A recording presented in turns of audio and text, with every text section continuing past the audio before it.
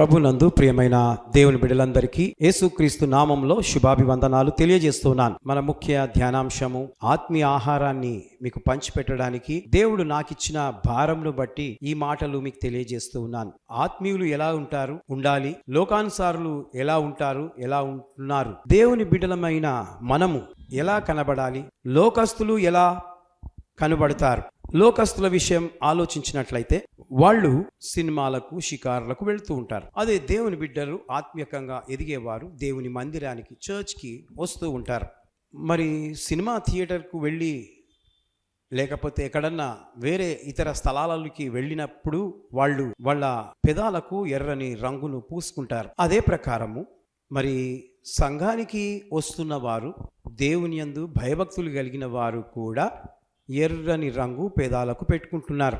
అదే ప్రకారము చర్చి వారు నెత్తికి కలర్ వేసుకుంటూ ఉన్నారు. అదే విధంగా లోకస్తులు వాళ్ళు వెళ్తున్న స్థలానికి కలర్ వేసుకొని వెళ్తూ ఉన్నారు, అనగా వాళ్ళు సినిమా థియేటర్కే వెళ్తూ ఉన్నారు. అదే ప్రకారము చర్చి వారికి తల నిండా పువ్వులు పెట్టుకుంటూ ఉన్నారు, వాళ్ళు కూడా తల నిండా పువ్వులు పెట్టుకుంటూ ఉన్నారు.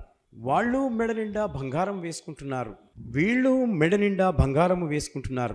వాళ్ళు కార్లలో సినిమాకు వెళ్తూ ఉన్నారు, షికార్లకు వెళ్తున్నారు.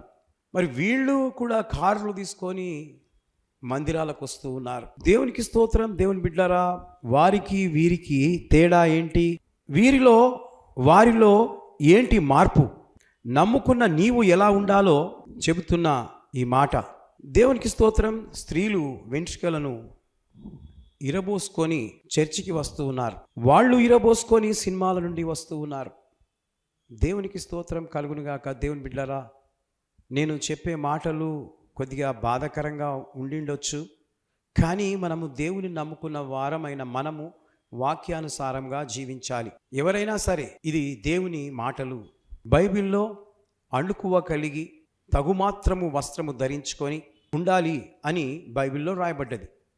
కానీ ఎలా చేస్తున్నారు? అంత లోకస్తులు చేసినట్లుగా దేవుని బిడ్డలు చేస్తూ ఉన్నారు. కాబట్టి మనము దేవుని నుండి ఏదైతే నేర్చుకున్నామో దాన్ని పాటించాలి. లోకస్తుల లెక్క మనం ఉండకూడదు. దయచేసి మీరు గమనించాలి. విశ్వాసులమైన మనము ఎక్కడికి వెళ్ళిపోతున్నాం? మీరు ప్రత్యేకింపబడిన వారు, కానీ లోకంలో కలిసిపోతూ ఉన్నారు. జాగ్రత్త. ఆయన వాని క్రియల చొప్పున ప్రతిఫలము ఇస్తాడు. కనుక ప్రియమైనటువంటి దేవుని బిడ్డలారా, ఇప్పుడు మనం సరి కాకపోతే ఇక ముందుకు సరికాలేం. మన పిల్లలు కూడా సగము డ్రెస్సెస్ వేసుకొని వస్తూ ఉన్నారు మందిరానికి. అదే ప్రకారము లోకస్తులు కూడా వాళ్ళు బయటికి వెళ్ళినప్పుడు వాళ్ళు అదే వేసుకుంటున్నారు. కాబట్టి దీని ద్వారా మన ఫలమేందో దేవుడి దగ్గర పొందుకుంటాం. కాబట్టి ఈ మాటలు విని మీ జీవితాలను ఆత్మానుసారంగా తీర్చిదిద్దుకోవాలని చెప్తూ ముగిస్తున్నాను. దేవుడి మాటలు దీవించి ఆశీర్వదించును గాక. May God bless you.